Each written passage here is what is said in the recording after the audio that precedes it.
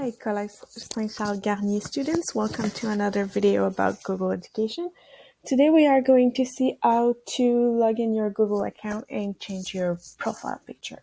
So first thing you need to do is to go on Google Chrome, that red, green, and yellow icon right here.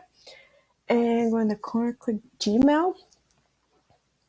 Right here, you're gonna write your full email address. Next, your password, and then you are logged in your